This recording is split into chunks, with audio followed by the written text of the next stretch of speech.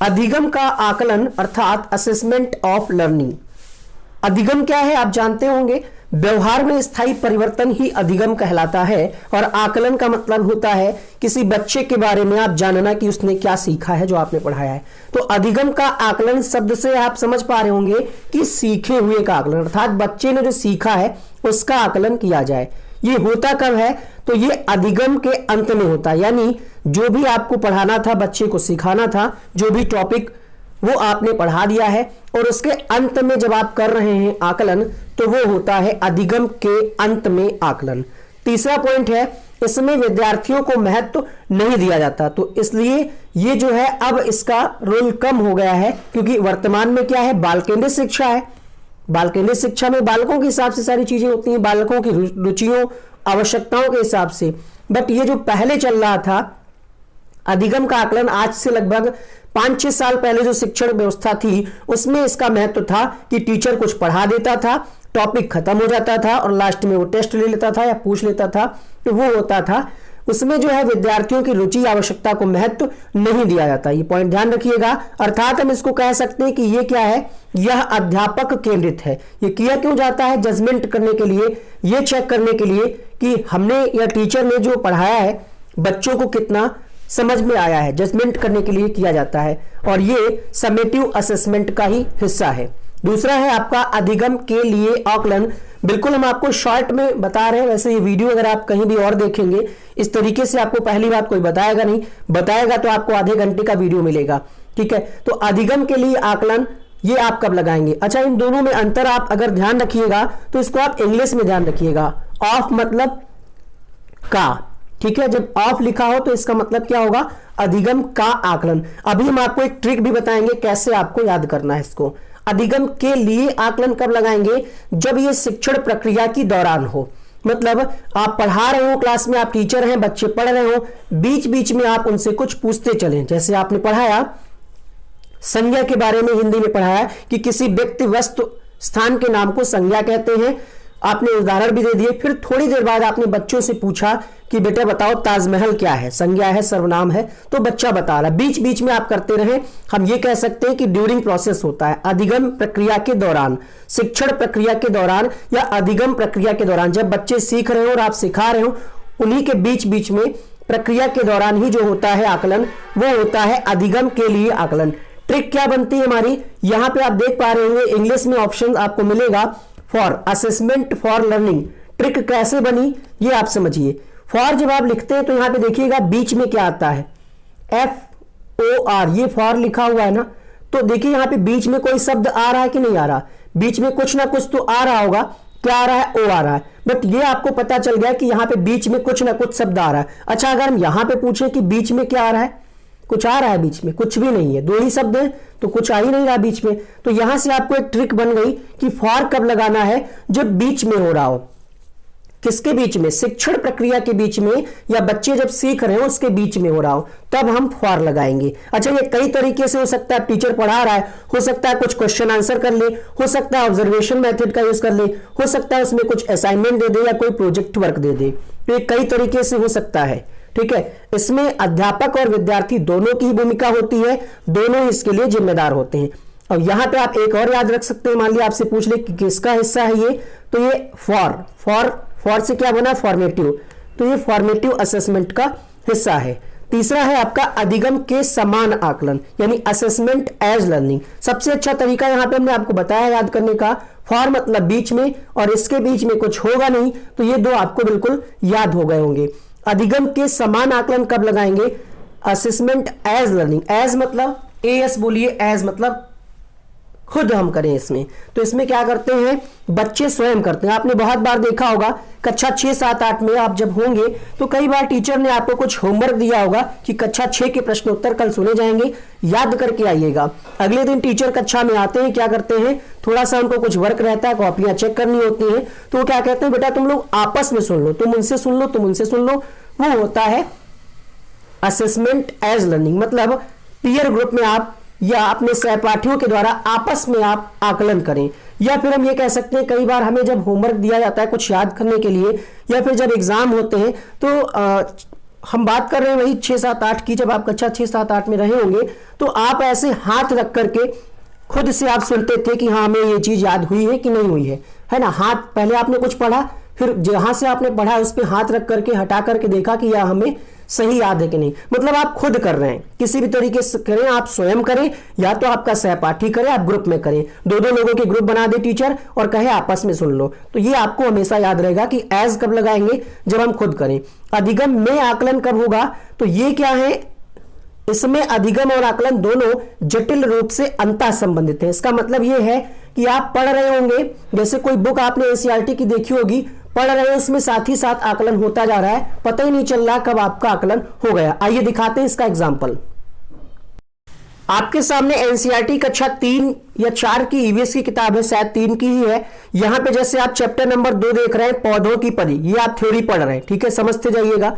इन कब होगा, ये आप थ्योरी पढ़ रहे हैं। उसके बाद आप देखते हैं यहाँ पे कुछ फिगर भी बने हुए हैं। थोड़ा सा और हम अगर इसको स्क्रॉल करें तो यहाँ पे आप देख पाएंगे कुछ यहाँ पे बीच बीच में क्या है, टेस्ट दी हुई है। जैसे ये लिखा है, कविता के चारों तरफ बने पत्तों में रंग भरो, है ना। यहाँ पे क्या है, साथ ही साथ आपका हो रहा है आकलन। अधिगम में आकलन यहाँ पे है। जैसे यहाँ पे एक क्वेश्चन है कि मशहूर कलाकार विष्णु चिंचालकर इंदौर मध्य प्रदेश ऐसे सूखे पत्तों से बढ़िया चित्र बनाते थे, यह कलाकारी भी उन्हीं से प्रेरित है। ये प्रश्न पूछा जाता है सीटेट पेपर 1 में, पर्यावरण में। तो यहाँ पे जो साथ साथ में दिया हुआ है वही होता है असेसमेंट इन लर्निंग, यानी साथ ही साथ। यहाँ पे देखिए क्या कहा जा रहा है कि आपने अपने घर में देखो किन चीजों से फूल पत्ती डिजाइन बने। यहाँ पे तो बहुत अच्छे से इस चैप्टर में नहीं दिया है, बट अगर आप कक्षा 4 की किताब में जाएंगे तो आप देखेंगे यहाँ पे कॉर्नर पे कहीं पे लिखा होता है आपने क्या सीखा, है ना, क्रियाकलाप, इस तरीके से चीजें बीच बीच में दी होती हैं। वही होता है जैसे यहाँ पे दिया हुआ ना, तुम्हारे परिवार में कौन है उनका नाम लिखो, तो हो गया ये अधिगम में आकलन हो गया साथ में, ठीक है। तो ये इस तरीके से आप समझ पा रहे होंगे कि कैसे आप अधिगम में आकलन करेंगे। इसीलिए यहां पे इस चीज को लिखा गया है कि अधिगम और आकलन दोनों क्या है, जटिल रूप से अंतर संबंधित है। आपको पता ही नहीं चलेगा कि कब आकलन हो गया है, ठीक है। अधिगम के अंदर ही होता है और इनको आप अलग नहीं कर सकते, क्योंकि लिखा ना असेसमेंट इन लर्निंग, जटिल रूप से अंतर संबंधित होते हैं। एक बार फिर से हम आपको रिवाइज करा दें, अधिगम का आकलन कब होगा, जब अंत में हो, सीखने के प्रोसेस जब कंप्लीट हो जाए, आखिरी में हो। फॉर कब लगाएंगे, फॉर में हमने आपको बताया था बीच में ORR था, तो बीच बीच में होता रहेगा टीचर के द्वारा, इसमें बच्चे को भी ध्यान में रखा जाएगा। एज कब होगा, जब हम खुद करें, अपने दोस्तों से करवाएं असेसमेंट यानी आकलन। अधिगम में कब होगा, तो ये बुक में साथ ही साथ होगा। क्वेश्चंस करते हैं। पहला प्रश्न है, क्रिस्टीना अपनी कक्षा को क्षेत्र भ्रमण पर ले जाती है, वापस आने पर अपने विद्यार्थियों के साथ भ्रमण पर चर्चा करती है, यह डैश की ओर संकेत करता है। हालांकि इस क्वेश्चन में कई किताबों में आंसर आपको अलग अलग मिलता है। देखते हैं थ्योरी पर आधारित आपने क्या सीखा। तो पहला ऑप्शन है सीखने के लिए आकलन, आकलन के लिए सीखना, आकलन का सीखना, या फिर सीखने को आकलन। पहला प्रश्न आपके सामने, और इसका जो सही जवाब होगा वो होगा सीखने के लिए आकलन।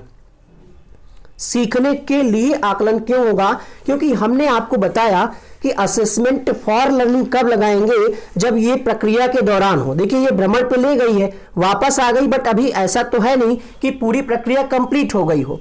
भ्रमण से वापस आई, ऐसा तो है नहीं कि जो पूरी प्रक्रिया कर रही थी वो सब कुछ कंप्लीट हो गया हो। भ्रमण पे वापस आकर के चर्चा कर रही है, तो ये हो जाएगा सीखने के लिए आकलन।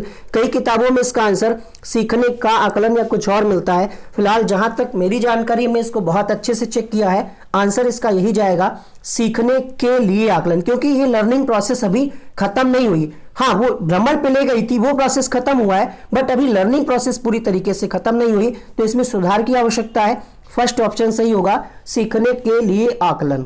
चेक करिएगा, अगर आपको कोई डाउट लगता है तो आप कमेंट बॉक्स में पूछिएगा। जब एक बावर्ची खाना पकाते समय खाने को चखता है तो यह डैश के समान है, सीखने का आकलन, सीखने के लिए आकलन, सीखने के रूप में आकलन, आकलन और सीखना, ठीक है। तो यहां पे बावर्ची खाना पका रहा है, खुद ही तो चख रहा है, तो जब खुद चखेगा तो क्या होगा, आप क्या लगाएंगे, जल्दी से बताइए। तो आप लगाएंगे असेसमेंट एज लर्निंग, अर्थात सीखने के रूप में आकलन, खुद कर रहा है यहां पे इसलिए। अगला देखिएगा, पर्यावरण अध्ययन में शिक्षक के द्वारा बच्चों को स्वयं अपने का आकलन करने के लिए अवसर देना स्व आकलन क्या है। सीखने का आकलन, सीखने के लिए आकलन। सीसीई का मतलब होता है सतत एवं व्यापक मूल्यांकन, कंटिन्यूअस एंड कॉम्प्रिहेंसिव एवेल्युएशन। तो यहाँ पे आप क्या लगाएंगे, तीसरे प्रश्न में आप लगाएंगे असेसमेंट एज लर्निंग, सीखने के समान आकलन। ठीक है, के समान कहा जाए या फिर के रूप में कहा जाए, एक ही बात होगी। आगे बढ़ते हैं अगले प्रश्न के लिए। एज इंग्लिश में देख लीजिएगा, लिखा होगा असेसमेंट एज लर्निंग, के लिए नहीं होगा यहाँ पे। के लिए कब होता है, हमने आपको बताया जब ड्यूरिंग प्रोसेस हो। यहाँ पे तो बच्चे स्वयं कर रहे हैं, लिखा है साफ साफ कि बच्चे स्वयं कर रहे हैं। का कब होगा, जब अंत में हो, जब आपने सब कुछ पढ़ा दिया है तब होगा। यहाँ पे बच्चे स्वयं कर रहे हैं तो क्या होगा, सीखने के समान आकलन होगा। और यहाँ पे भी बावर्ची क्या है, स्वयं कर रहा है, तो क्या होगा, सीखने के रूप में होगा। इंग्लिश में अगर आप देखेंगे तो यहाँ पे असेसमेंट एज लर्निंग ही लिखा होगा। चौथा प्रश्न देखिएगा, निम्नलिखित में से कौन सा एक अन्य विकल्पों से संबद्ध नहीं है। पहला ऑप्शन है स्व आकलन के कौशल को प्रतिमानित करना, प्रश्नोत्तर सत्रों को संगठित करना, किसी विषय पर विद्यार्थी की प्रतिक्रिया को लेना, प्रश्नोत्तरी परिचालित करना। क्वेश्चन नंबर 4 आपके सामने। 3 एक जैसे हैं, एक अलग होगा। 3 एक जैसे कौन कौन से हैं, यहाँ पे बात कही जा रही प्रश्नोत्तर, यहाँ पे बात कही जा रही प्रश्नोत्तर, तो ये 2 एक जैसे हो गए, हमने काट दिया यहाँ पे। अब देखिए यहाँ पे एक में कहा जा रहा है स्व आकलन के कौशल को प्रतिमानित करना, एक में कहा जा रहा है किसी विषय पर विद्यार्थियों की प्रतिक्रिया लेना। प्रतिक्रिया कैसे लेंगे आप, क्वेश्चन आंसर करेंगे ना, आप कुछ प्रश्न करेंगे बच्चों से, तो ये तीनों एक जैसे हो गए। इसमें स्व आकलन की बात कही जा रही तो ये अलग हो गया। आंसर जाएगा ऑप्शन नंबर फर्स्ट के साथ। एक प्रश्न जरूर आएगा आपकी परीक्षा में, और 2 भी आ सकते हैं, एक ईवीएस में और एक सीडीपी में, जैसा 2019 में हुआ था। सीखने के लिए आकलन, पहला ऑप्शन है अभिप्रेरणा को बढ़ावा देता है, अलग करने और रैंक देने के प्रयोजन के लिए किया जाता है, ग्रेड्स को पूरी तरह से महत्व पर बल देता है, या फिर विशिष्ट होता है और अपने आप की गई आकलन की गतिविधि है। क्वेश्चन नंबर 6 आपके सामने। सीखने के लिए आकलन मतलब क्या हुआ, सीखने के लिए आकलन का मतलब एक बार फिर से हम आपको बता दें, असेसमेंट फॉर लर्निंग, जो बीच बीच में चलता रहता है। फॉर मतलब बीच में, तो ये क्या है, ग्रेड वाली तो कोई बात होगी नहीं, ठीक है, विशिष्ट वाली कोई बात नहीं। ये अभिप्रेरणा को बढ़ावा देता है क्योंकि ये बीच बीच में चलता रहता है, जिससे क्या है, बच्चे मोटिवेटेड होते रहते हैं, उनको पता चलता है कि उन्होंने क्या सीखा है, उनका टेस्ट तुरंत, उनका आकलन तुरंत साथ ही हो रहा है।